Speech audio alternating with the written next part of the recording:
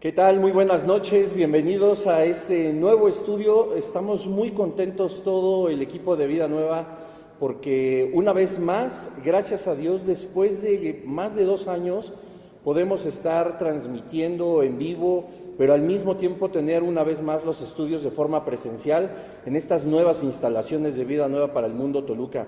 Estamos muy agradecidos con Dios porque hoy arrancamos una nueva etapa. Todas las personas que colaboramos en la predicación de la palabra del Señor, estamos llenando la semana entera, cada uno de los días, con nuevos estudios, especialmente para todos ustedes. Muchas gracias a las personas que están aquí presentes.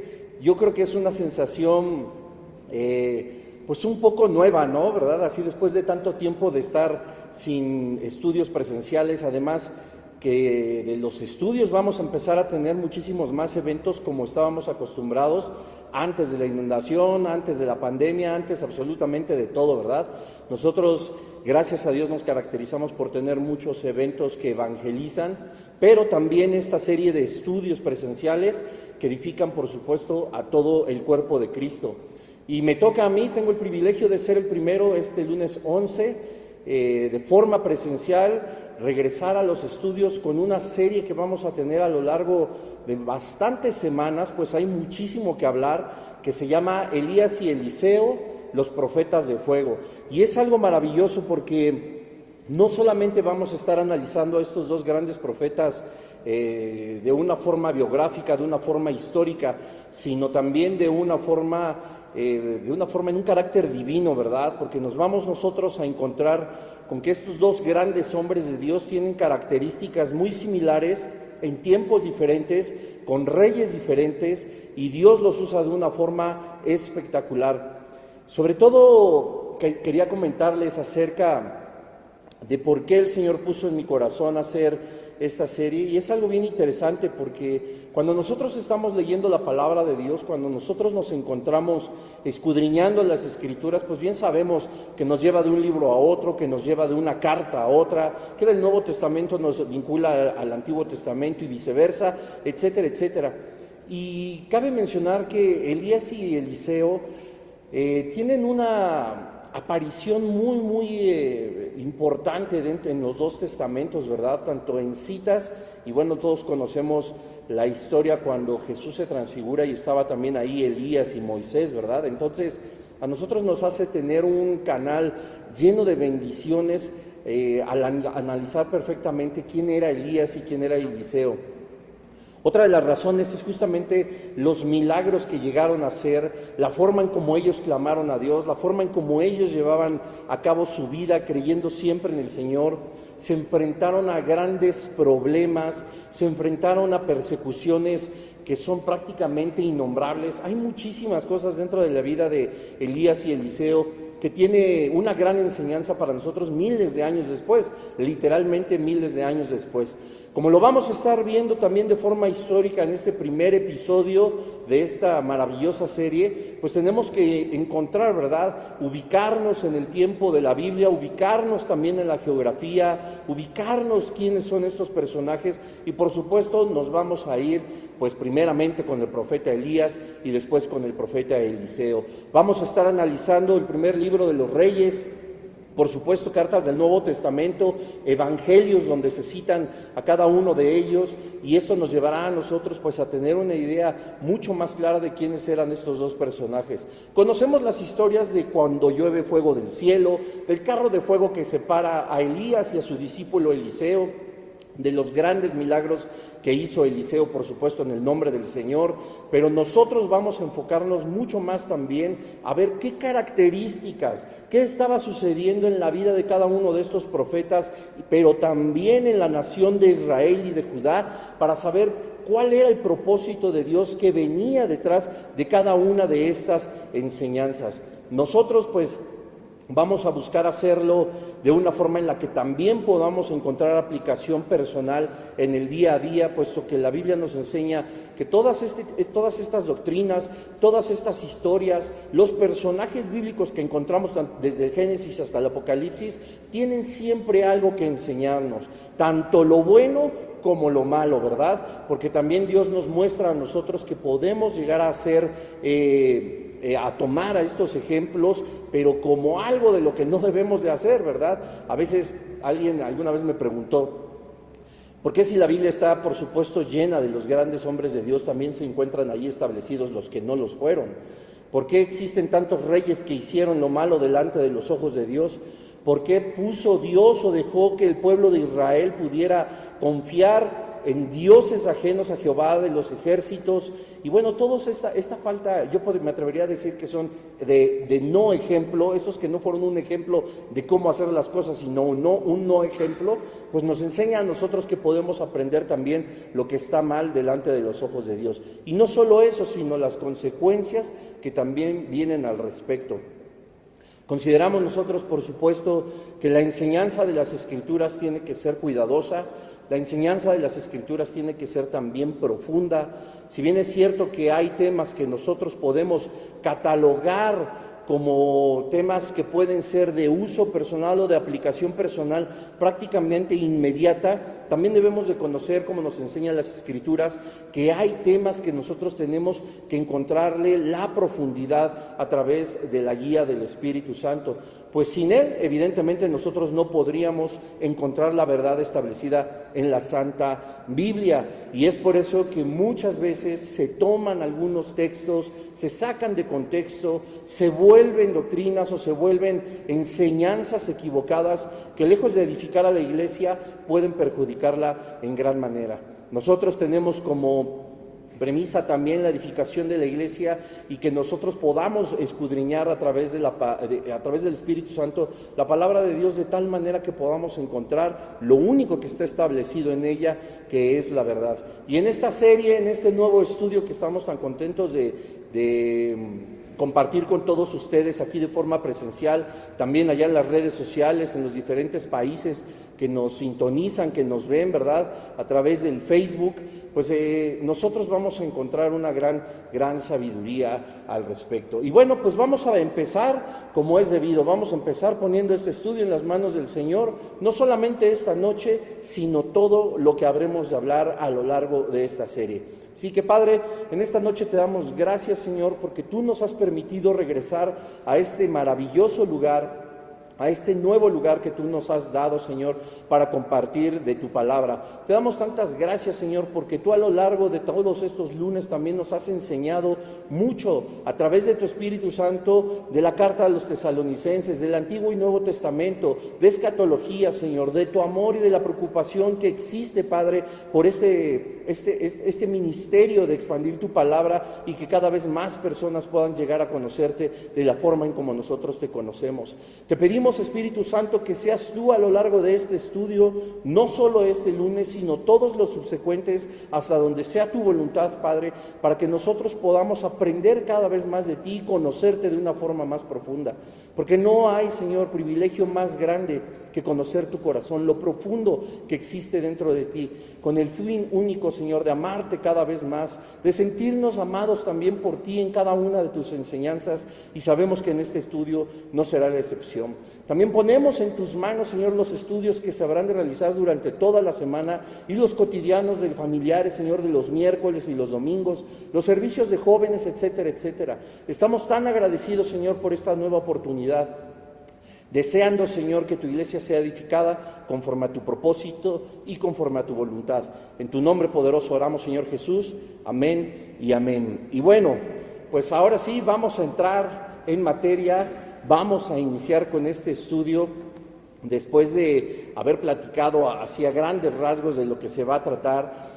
Los que me han seguido en redes, los que me han seguido también de forma presencial, saben que a mí me gusta estudiar la palabra de Dios versículo por versículo, de una forma muy profunda. Encontramos una gran riqueza y una gran sabiduría cuando nosotros escudriñamos la Escritura de tal forma que podemos ver el original hebreo, el original griego de las palabras, la concordancia entre uno y otro testamento, pero mucho más aún cuando nosotros somos guiados por el Espíritu Santo para sacar de todas estas partes bíblicas y de todo esto que nosotros estamos estudiando una aplicación personal que evidentemente va a bendecir nuestra vida. Y bueno, Como les decía hace un momento, tenemos que ir pues por orden y tenemos que ver primero al profeta Elías, ¿verdad? Elías Tisbita, como se le conoce en las Escrituras, es un profeta que aparece como por arte de magia, ¿verdad? Nuestro libro base para estudiar va a ser Primera de Reyes. Hoy vamos a empezar con este contexto histórico, sabiendo la situación del profeta Elías, ¿verdad? Él nace en una ciudad llamada Tisbé, en la antigua tierra de Galaad. Esto se encuentra al norte, Tisbé de Samaria. Y para que nos ubiquemos un poquito geográficamente, nosotros tenemos el Mar Muerto, si podemos imaginarnos el mapa, tenemos el Mar Muerto, después tenemos arriba la ciudad de Samaria, y un poco más al norte tenemos a Tisbé, que es la región de Galaad, donde se supone que nace el profeta Elías. Cabe mencionar que ubicarla exactamente, como te lo acabo de decir, es un aproximado, porque muchos geógrafos y también historiadores, así como grandes teólogos y estudiosos de la palabra de Dios, aún no encuentran verdaderamente el punto exacto donde estaba esta ciudad. Y por si eso fuera poco, pues las escrituras, la palabra del Señor también nos da muy poquita información. Entonces, a través de ciencias externas como evidentemente la historia, la geografía, por supuesto textos extrabíblicos que pueden ser crónicas o pueden ser hallazgos arqueológicos, pues más o menos ubican esta región de Tisbé al norte del Mar Muerto y al norte de Samaria, ¿verdad? Pero es tan interesante cómo podemos nosotros notar a través también de estas investigaciones arqueológicas e históricas, cómo la ciudad de Tisbé no era una de las ciudades más grandes ni más importantes de la antigüedad. De hecho, pues, se puede comentar que el profeta Elías era pues de un origen humilde, y es tan impresionante como siempre la palabra de Dios nos muestra a estos personajes y siempre hay algo que aprender acerca de sus orígenes. Porque pareciera, ¿verdad?, que cuando nosotros conocemos a estas imponentes figuras que utilizó el Señor con tanto poder en el Antiguo y Nuevo Testamento, creemos algunas veces que ellos ya habían tenido una vida pues consagrada por completa a Dios, que fueron 100% conocedores y en todo momento de quién era Dios. Y aunque hay muy poca información de Elías, no nos queda duda de que por supuesto fue uno de los más grandes profetas del Señor, ¿verdad? Que tuvo una comunión con el Padre de tal forma que lo que solicitaba el Padre prácticamente lo ponía en sus manos, y era un mostrar el poder de Dios de tal manera que todo mundo se quedaba asombrado. Dice el erudito Merrill Unger, en su diccionario bíblico de Unger, por supuesto, y él subraya el origen humilde de este hombre, porque se refería, por supuesto, a una persona nativa de esta región donde arqueológicamente e históricamente no se pueden encontrar grandes edificios, ni se encuentran templos así prominentes como podrían ser en las ciudades más importantes, tanto dedicados a Dios como dedicados a los dioses externos, ¿verdad?, o a los dioses ajenos, como lo vamos a estar viendo a lo largo de este estudio. Y es bien conocido que en la primera carta a los Reyes, en el capítulo 17, de pronto en todo esto que vamos a empezar a estudiar en estos momentos, se nombra al profeta Elías, ¿no? Como que aparece de la nada. En algunos otros personajes bíblicos, como vamos a estarlo analizando, nos damos cuenta, está muy claro en la palabra de Dios cuáles son sus orígenes, de dónde provienen, incluso cuáles son sus familias. Sin embargo, con Elías hace como una entrada súper sorprendente, porque no pareciera que algo pudiera ocurrir dentro del relato que vamos a estar analizando, como para que de pronto emergiera ya Elías, pero ya como un profeta. No como una persona que a lo mejor estaba viviendo bajo el yugo de algún rey, o como sirviente en alguna corte, ¿verdad?, o como algún campesino, etcétera. No nos da un contexto la Escritura. Sin embargo, Dios en el capítulo 17 de Primera de Reyes pone de pronto y de improviso al profeta Elías. Y bueno, pues vamos a analizar este estudio. Empieza en Primera de Reyes, en el capítulo 16. Hoy vamos a estar analizando qué sucedía, ¿verdad?, de una forma política, qué sucedía en esa época en Judá, en Israel. Y esto es algo bien importante mencionar esto a Judá y a Israel, porque Yo, como muchos autores, de pronto yo me confundía cuando leía las cartas a los reyes, los libros, perdón, de los reyes, y yo decía, ¿cómo es que un rey de Israel está reinando al mismo tiempo que otro, etcétera, etcétera? Y lo que yo no me había dado cuenta hasta hace algunos meses que estábamos estudiando a profundidad justamente a Elías y a Eliseo, me di cuenta que la misma Biblia nos muestra de una forma contundente cómo hubo una separación del pueblo de Israel y cómo se dividió en dos grandes ciudades, en el norte y en el sur, y lo vamos a ir analizando poco a poco. Esto con el fin de que nos podamos dar cuenta en qué situación geográfica, política y por supuesto, y por sobre todas las cosas, espiritual, vivía el profeta Elías, además de todas las personas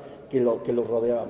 Porque déjenme decirles que, como muchas veces nosotros hemos compartido con cada uno de ustedes, el compartir el Evangelio, el hablar de la palabra de Dios, para nosotros se nos ha vuelto una bendición tan maravillosa que a lo mejor hemos perdido como de vista un poco el valor que tiene el que no suframos una persecución. El que nosotros podamos libremente compartir de la palabra de Dios, tanto en nuestras redes sociales, personales o institucionales como Vida Nueva para el Mundo, que podamos nosotros abrir lugares como este para hablar de una forma tan libre de quién es Jesucristo, de quién es Dios, del Espíritu Santo, etcétera, etcétera. Y por supuesto no vamos a recibir jamás una persecución en este lugar o en nuestras redes sociales como en algunos otros países o en algunas otras épocas.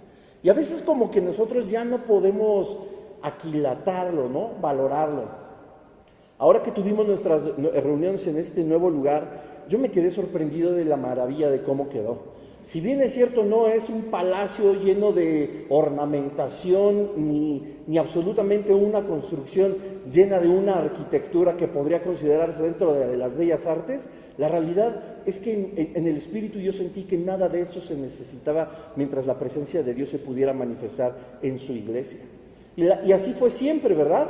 Porque incluso nosotros somos muchos más afortunados que la iglesia de Hechos 2, que toda la iglesia primitiva, donde sí se ocultaban, donde había cuevas, donde no había por supuesto luz, no teníamos la alta tecnología que gracias a Dios tenemos en este lugar. Las personas tenían que esconderse, irse a hurtadillas, ¿no?, para buscar dónde compartir la palabra del Señor o a alguien que se las compartiera.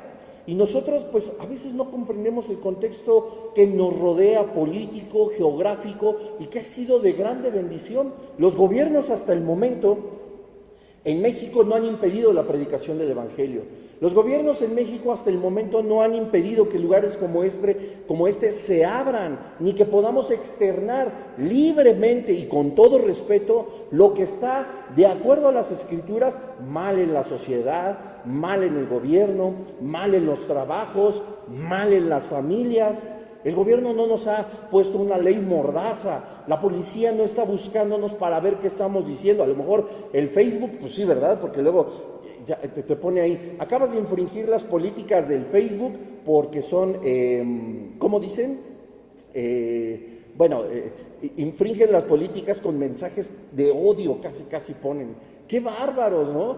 Y esto pues estamos viviendo en una época que es verdaderamente bendecida porque no nos está afectando en realidad en la predicación del Evangelio, que llegará a suceder. Y yo sé que aquí el equipo de Media y todas las personas que están metidos en las redes sociales han tenido sabiduría del Señor, porque se puede llegar a prever que todo este tipo de redes sociales empiece a prohibir pues justamente esta grande libertad. Y esto lo comento porque también para encontrar el sentido y la importancia que Dios le dio a esta persona, Elías Tisbita, tenemos que analizar ese mismo contexto, y es absolutamente diferente al nuestro, pero por completo diferente.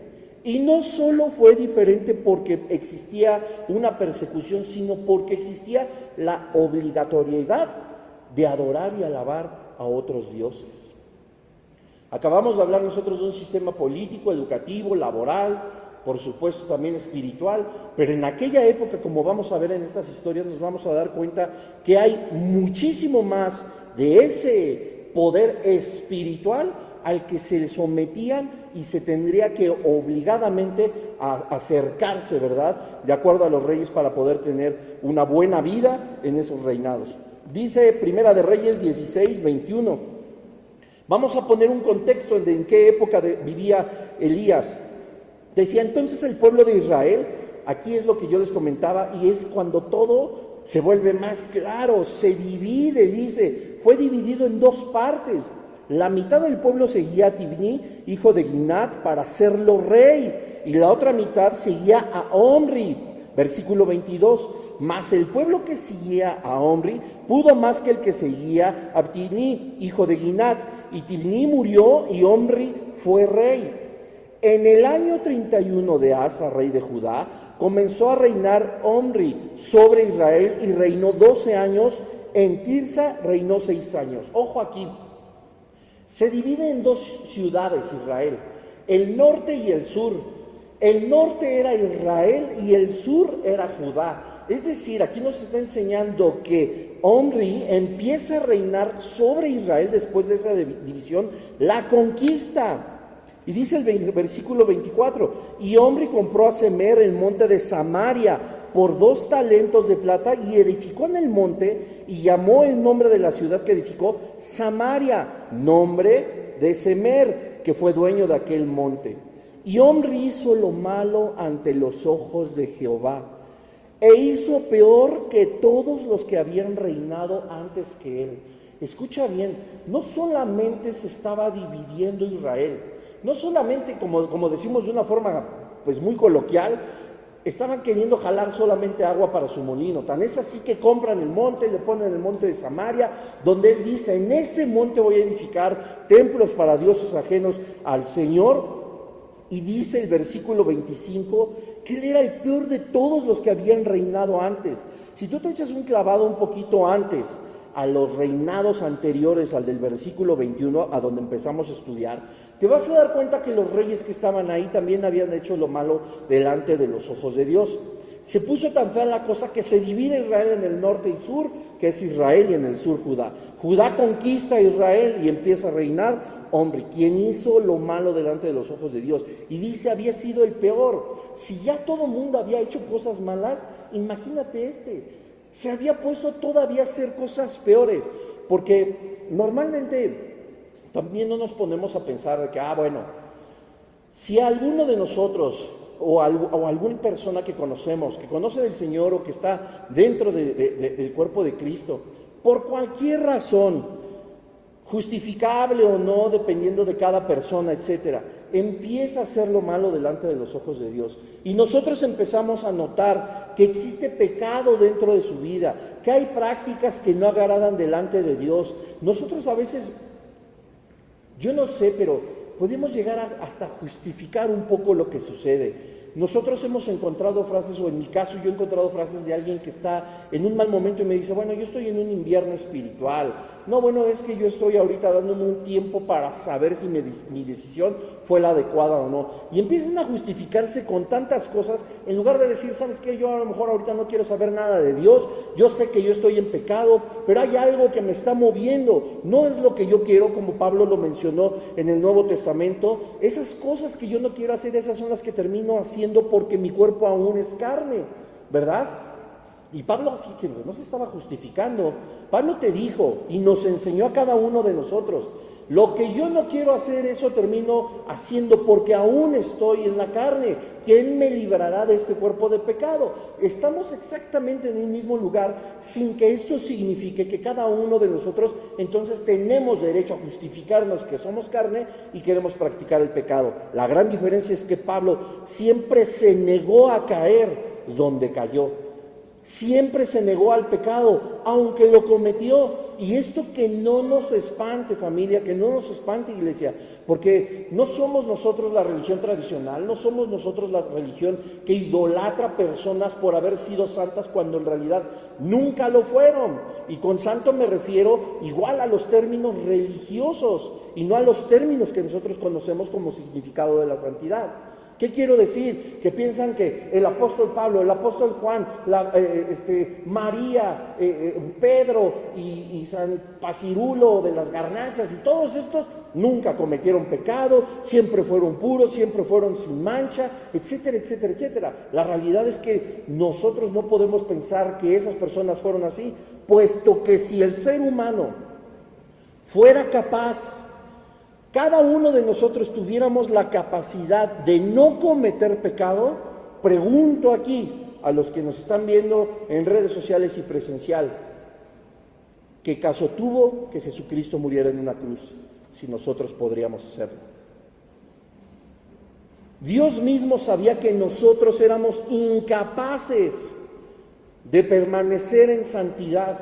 Y Pablo fue completamente honesto al decirle, o sea, él no lo dijo con esas palabras, pero si lo pusiéramos a nuestra modernidad, a la forma más coloquial de decir las cosas, diríamos, pues yo sí peco, no quiero, y he pecado, he caído. Y seguro nos diría, como lo has hecho tú, también lo he hecho yo. Porque ninguno nos salvamos.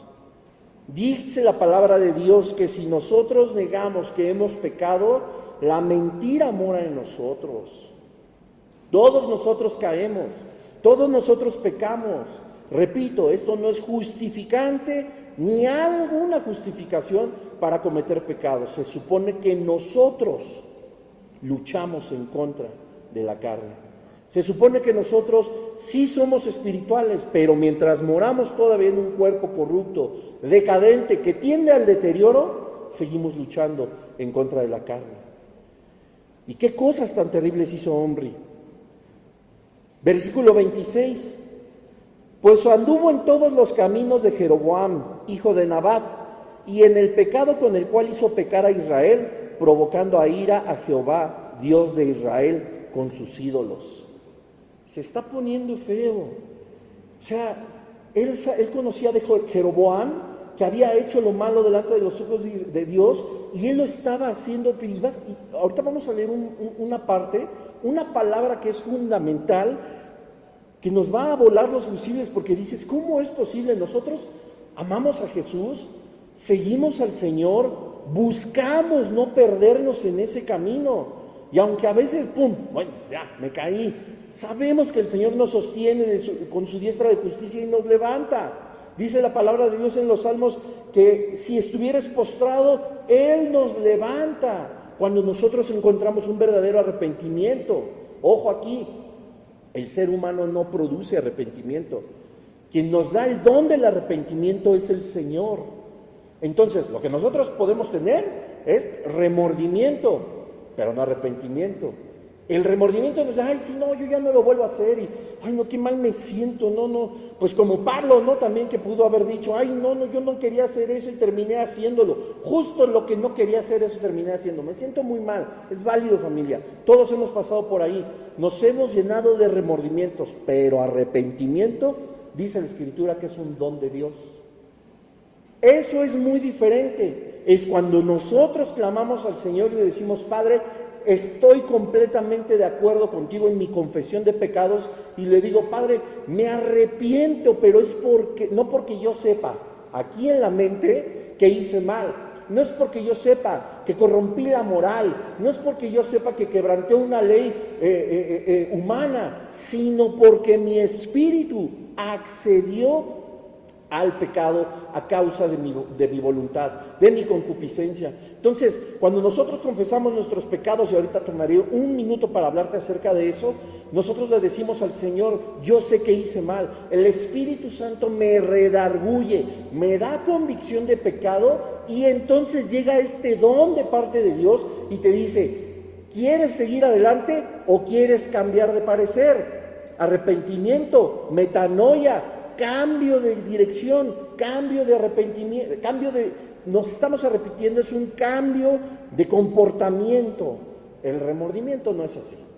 ¿Cuánto nos puede durar un remordimiento? Así ya cuando hemos regado el tepache, como decimos, pero feo, pues a lo mejor te dura 1, 2 semanas, así ya saben, y no es bonito, pero sabes que eso no tiene el poder para transformar mi comportamiento en el espíritu, y por eso puedo volver a caer. Pero el arrepentimiento no. Y el paréntesis que quería hacer es justamente cómo nosotros solicitamos ese arrepentimiento al Señor, porque no lo producimos, lo produce su Espíritu Santo. Y en la confesión de pecados, paréntesis, abro, que no es en las noches, ay Padre, ay Dios mío, Jesucito, Diosito, perdóname de todos mis pecados, buenas noches, que todos descansen, amén, y a dormir. No, Eso no es la confesión de pecados. Confesar pecados es decir mis pecados. Dios no lo sabe porque eso los tengo que decir, ¿no? Dios lo sabe, claro. Pero cuando nosotros confesamos, nosotros platicamos con el Señor y nos está diciendo, esto no estuvo bien, Panchito. Y entonces Panchito dice, Señor, yo estoy de acuerdo contigo que haber mirado a esa mujer estuvo mal.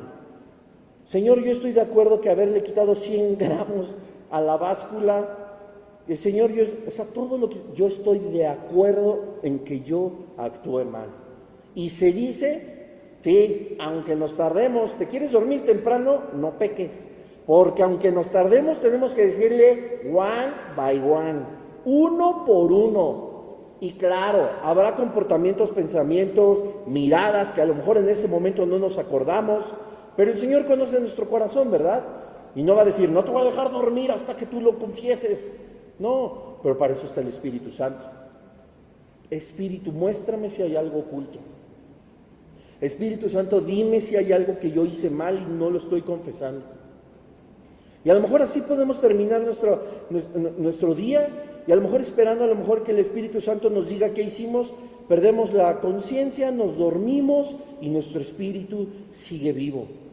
El Espíritu Santo, dice la palabra de Dios, sigue intercediendo por nosotros con murmullos indecibles.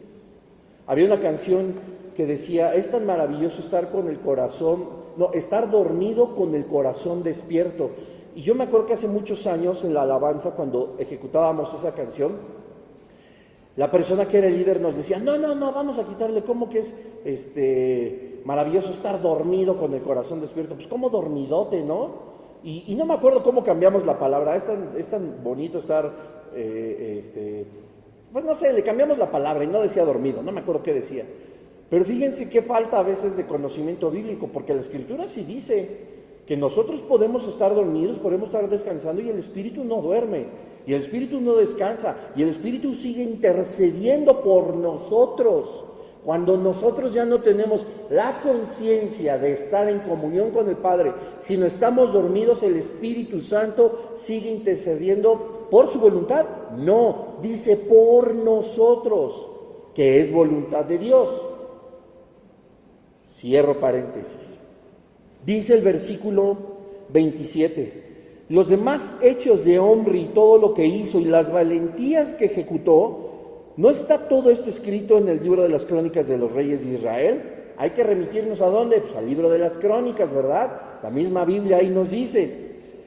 Versículo 28, y Omri durmió con sus padres y fue sepultado en Samaria, lo que compró, y reinó en lugar suyo Acab, su hijo. Vamos a empezar ya. Todos quienes podamos empezar a estudiar de Elías, tenemos que conocer sí o sí a Acab, porque va a ser el rey de la época de Elías. Versículo 29, comenzó a reinar Acab, hijo de Omri, sobre Israel el año 38 de Asa, rey de Judá. Aquí era cuando lo que yo les decía que tenía como conflicto, o sea, ¿cómo? ¿Quién va a reinar, no? Judá, Israel, ¿y por qué va a reinar uno en la época mientras reinaba otro? Y es lo que nos explicaba el versículo 21, porque hubo una separación. Israel era la ciudad del norte y Judá la ciudad del sur, y ambas tenían reyes. Y dice el versículo 30, y reinó Acab, hijo de Omri, sobre Israel en Samaria, 22 años. Y Acab, hijo de Omri, escucha bien esto, léanlo con cuidado, y hizo lo malo ante los ojos de Jehová, más que todos los que reinaron antes de él. ¿Qué? O sea, se puso peor la cosa, porque nos enseña el versículo 25 de Primera de Reyes 16, que Omri hizo lo malo ante los ojos de Jehová, e hizo peor que todos los que habían reinado antes que él. Ah, no, pues como aquí, ¿no? Cuando decíamos, ay, es que no podemos estar peor. No, y entran así, tarán. ¿Cómo no? Pues también acá llega y dice, hijo de Omri hizo lo malo ante los ojos de Jehová, más que todos los que reinaron antes que él. O sea, Acab se superó. ¿verdad? Y si Omri era el más nefasto haciendo las cosas delante de los ojos de Dios, llegó a Acab y le dijo, quítate que ahí te voy. Quiero solamente estar en el contexto histórico de en qué momento surge Elías. Era lo peor, lo más duro, lo más difícil. Dice el versículo 31, porque le fue cosa ligera andar en los pecados de Jeroboam, hijo de Nabat, y tomó por mujer a Jezabel, tararán, hija de Ed-Baal, rey de los Sidonios, y fue y sirvió a Baal y lo adoró. O sea, además de hacer absolutamente todo, él dijo, me parece poco, me voy a casar con una adoradora de Baal. O sea, para empeorar el reino, el dominio que se tenía ya sobre Israel por parte de Judá, no fue suficiente. Se compró el monte para hacer altares, para que Omri deshonrara a Dios, blasfemara en su contra. Y no contentos con eso, llega todavía acá y hace lo peor. ¿Y cómo dice el versículo 31? De verdad, ¿cuánta maldad puede existir en el corazón del ser humano? ¿Cuánta maldad es suficiente? Porque le fue ligera cosa andar en los pecados de Jeroboam. ¿Qué hace mi hermano? Pues, él se emborracha cada 8 días. No es suficiente. Yo me voy a emborrachar cada 3. ¿Qué hace mi hermana de por allá? ¿Qué hace alguien? No, pues dice 5 mentiras. No, hombre, voy a decir 5 cada 5 minutos. Es poca cosa el pecado de todos. ¿Con cuántas mujeres tuviste relaciones fuera de tu matrimonio? Con 3, yo voy a tener con 10. ¿Con cuántos hombres? 5, 15 yo. No, todo me es poco. ¿Cuántos dioses adoras? 5, yo voy a adorar a 50. Todo el pecado, toda la inmundicia, toda la basura dentro del corazón humano que había practicado Jeroboam, Omri. Acab dijo, eso no es nada. Podemos hacer todavía peores cosas. Pero quiero que pongamos atención a algo. Dice, porque le fue ligera cosa andar en los pecados de Jeroboam, hijo de Nabat, y tomó por mujer a Jezabel, hija de Ed-Baal, rey de los Sidonios, y fue y sirvió a Baal y lo adoró. Versículo 32, e hizo altar a Baal en el templo de Baal que él edificó en Samaria. Él lo edificó en Samaria. Hizo también acá una imagen de Acera. Acera era la diosa de los dioses, que también tenía mucho que ver con los babilonios, evidentemente, y que era de la fecundidad, de la fertilidad, y por supuesto estamos hablando de todos estos rituales en la cultura babilónica que caían en lo promiscuo, en lo perverso, en lo impuro por completo. Y Acera era la diosa de los dioses, la encargada de todo eso. Pues este chulo le hizo un altar, le hizo un templo en un monte, en los lugares altos. Hizo también Acab una imagen de Acera, siendo así Acab más que todos los reyes de Israel que reinaron antes que él, para provocar la ira de Jehová, Dios de Israel. Aquí es donde está la palabra clave, solo para que, una vez más, te recuerdo, podamos entrar en contexto de qué era lo que sucedía en la época en la que surge Elías. Versículo 33. Hizo también Acab una imagen de Acera, haciendo así Acab más que todos los reyes de Israel que reinaron antes que él, para provocar la ira de Jehová. Esto es lo más horrible. Tenían un objetivo. Esto no fue que a mí me engañaron, a mí me marearon, a mí me fui a una congregación y me empezaron a predicar doctrinas equivocadas, filosofías humanas, empezaron a predicarme de tal manera que yo no fuera confrontado, me sentí cómodo, me gustó más el lugar, las luces, que me sonrieran y no que me pusieran cara de coyote mojado como lo hacen en mi lugar de reunión. No estamos hablando de algo que pasó y que pudo haber provocado una reacción, pues por supuesto, no positiva en nosotros. Estamos hablando de algo serio. Esto era a propósito. Esto era a propósito. Lo que nos lleva a concluir, por supuesto, que Acab, Jeroboam, Omri y todos los reyes que hicieron lo malo delante de los ojos de Dios, conocían quién era Dios, sabían quién era Dios. Y ellos no fueron por voluntad propia solamente, te repito, como por un engaño, a adorar y a hacer templos y a comprar montes para hacerles templos. Querían provocar a Dios. En su corazón estaba ira, enojo en contra de Dios. Dice el versículo 33, de Acab más que todos los reyes de Israel que reinaron antes que él, para provocar la ira de Jehová, Dios de Israel. Acera dijo, no, es más, Acab dijo, voy a hacerle un templo a Acera, vamos a honrar a Acera, vamos a hacer todo lo que más le enoje a Dios. Era a propósito.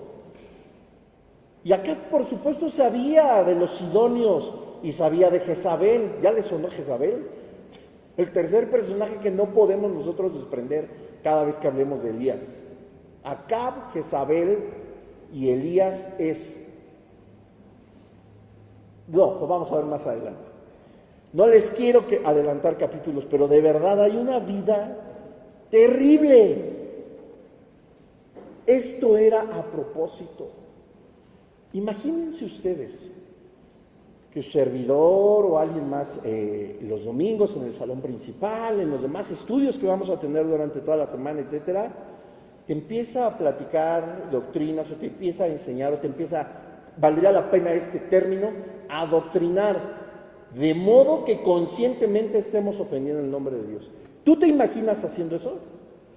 ¿Alguien se imagina haciendo eso? O sea, voy a hacer esto para que Dios se enoje. Ah, no, Dios no quiere que sea adúltero, lo voy a hacer. Y no solamente lo voy a hacer una vez, lo voy a hacer 20 veces. Y entonces las doctrinas que nos empiezan a enseñar en contra del Padre, como las religiones, las sectas heréticas, las filosofías humanas, etcétera, empiezan a contribuir a que lo que nosotros hacemos ya no solamente busquemos tener una vida espiritual en la que nos vayamos con una corriente equivocada, sino que además, con toda la razón, es decir, con esta razón, con toda la justificación de hacer enojar más a Dios, pongamos en práctica el pecado. Esto está establecido desde el Antiguo Testamento, hace miles de años, y se volverá a establecer con la llegada del Anticristo. Así va a ser, porque obligarán a todo el mundo a adorar a la bestia, porque no habrá quien pueda comprar, vender, hacer negocio, vivir es más en paz, con Jesucristo en su corazón, sin una persecución antes, donde las cabezas van a rodar, literal. Y qué terrible va a ser.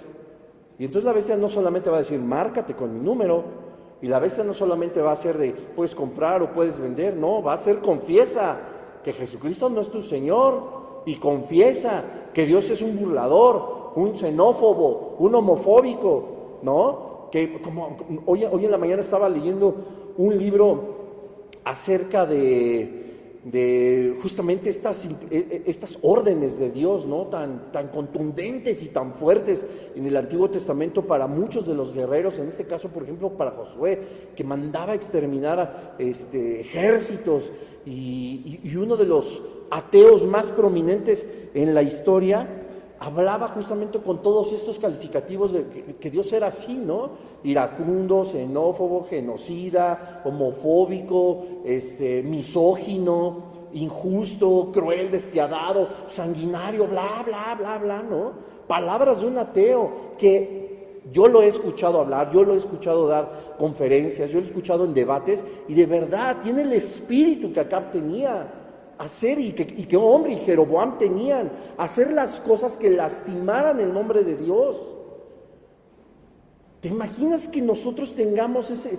Te lo quiero poner en un contexto de que ¿qué podríamos nosotros decir con todo el amor que sentimos por Jesucristo, la admiración que sentimos por el Padre, ¿no? En las ansias que tenemos de estar en su presencia, de sentir el abrazo de su Espíritu, todo esto que nos llena de conocimiento de las Escrituras y consuela nuestro corazón, que lo fortalece, que nos lleva cada vez más a encontrarlo cara a cara, amarlo de una forma más genuina, que de pronto digamos que Dios es para nosotros todo eso, y no solo eso, sino que aparte lo voy a poner en práctica y buscaré cuáles son las maneras más atroces de ofender su nombre y practicarlas. Así terminó Acab. Esto no me es suficiente. Le voy a hacer una estatua y vamos todos a idolatrar a esta diosa babilónica y vamos a hacer todo lo malo delante de los ojos de Dios. Y lo que hizo Omri y Jeroboam me quedan cortos. Yo ofenderé todavía más su nombre, provocando la ira de Dios, retando a Dios. ¡Qué cosa tan terrible! ¿Qué clase de espíritus demoníacos vivían en el corazón de cada uno de estos reyes? Es una cosa espeluznante. Es ahí donde emerge Elías. En medio de estos reinados, en medio de estas sectas heréticas, con todo el poder, imagínense familia, todos los que estamos siguiendo este estudio por internet, qué cosa tan terrible que, como te explicaba hace un momento, nosotros tenemos la libertad políticamente, gubernamentalmente, no estamos amordazados, ni estamos siendo perseguidos. Y una cosa es eso, no puedes hablar de Jesús, bueno, pues no hablo y me escondo y ya. No puedes predicar, bueno, pues vemos cómo lo hacemos. Así lo hizo la iglesia primitiva. Y los perseguían, y los encarcelaban, y los azotaban. Y ahí están todos los grandes mártires de la historia. Y los que le siguieron. Si tú no has leído los libros de Locos por Jesús, son 2 tomos. Son historias que lees en 2 minutos cada una, o 3. Y son todos los testimonios de gente que nunca negó a Jesucristo y murió martirizada. Una cosa espeluznante. Y a veces nosotros nos sentimos así súper radicales, los súper cristianos. Y traigo mi playera de el león de Judá, ¿no? Yo soy cristiano, 100%. No, hombre. Lean esos libros, son impresionantes. Ellos sí eran así. Pero nosotros no estamos bajo ese reinado. Imagínate Elías. Surge un profeta, surge un instrumento que Dios usaría para glorificar su nombre y mostrar su gran poder a todo el mundo herético. No solamente era que a lo mejor el gobierno nos empezara a decir no puedes predicar y no puedes hablar de Jesús en las redes sociales ni nada de eso, no. Además tienes que adorar a ese ídolo, además tienes que postrarte delante de ese demonio, tienes que seguir esos espíritus y es más, te voy a demostrar cómo se hace y peor y más viles cosas haré. Ahí es donde surja el profeta Elías. Dice más adelante, termina el versículo 34 y en el versículo 1 del capítulo 17 dice así: entonces Elías Tisbita, que era de los moradores de Galaad, dijo a Acab: vive Jehová Dios de Israel en cuya presencia estoy, que no habrá lluvia ni rocío en estos años, sino por mi palabra. ¡Wow! O sea, lean todo el capítulo 16, el 15, el reinado de Baasá, Roboam, Jeroboam, todos los que hicieron los pactos con el reino de las tinieblas, ¿no? Había tenido el pueblo de Israel 3 portentosos reyes, que ya hemos hablado muchísimo. Y en algún momento tocaremos los temas, pero había estado Saúl, había estado David, había estado Salomón. Después pasaron muchísimos años y estas 2 ciudades empezaron a corromperse y ponían y quitaban reyes, etcétera. Pero de pronto viene toda esta bola de gente, Jeroboam, Omri, Acab. Vienen todos los más nefastos según las Escrituras. Y tú lees conmocionado todo lo que hicieron, entendiendo que además era a propósito ofender el nombre de Dios. Y de pronto en el versículo 1 del capítulo 17 se acerca un profeta. Ojo, no empieza, como te decía en un inicio, a narrar la historia y de dónde vino.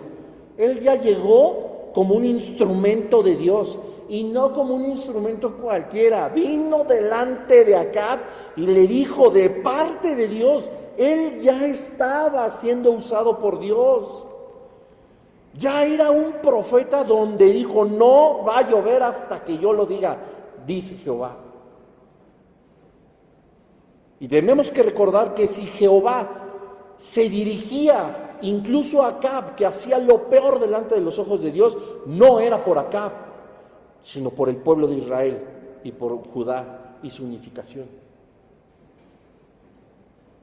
Porque tenía Dios que hablarle a la cabeza para que de la cabeza entonces todo el mundo encontrara arrepentimiento y encontrara una vez más fortaleza. Y veremos en los siguientes estudios cómo se muestra el poder de Dios a través del instrumento que es Elías. Y muchos creyeron y otros no. Pero en el contexto histórico, de esta forma se dominaba a Israel y a Judá, llenos de idolatría, llenos de hechicería, de brujería. Encontraremos, lo vamos a hablar tan detalladamente en las siguientes semanas, como en realidad el reinado era de Jezabel. Y vamos a hablar de una forma tan profunda y por qué Elías incluso huía de ella. Pero para esto, pues necesitaremos más tiempo. Hoy nos podemos dar cuenta de que Elías, siendo uno de los grandes profetas y de los grandes instrumentos de Dios, fue llevado a la representación del reino de los cielos en una de las peores épocas. Y es por eso que Elías es tan considerado como un profeta de fuego. No solamente por todos los milagros que sucedieron a través de él, de parte del Señor, sino porque verdaderamente él se enfrentó al fuego. Él se enfrentó a la hechicería, a la brujería, a culturas verdaderamente demonizadas, guiadas sí o sí por el reino de las tinieblas, influenciadas 100% por Satanás.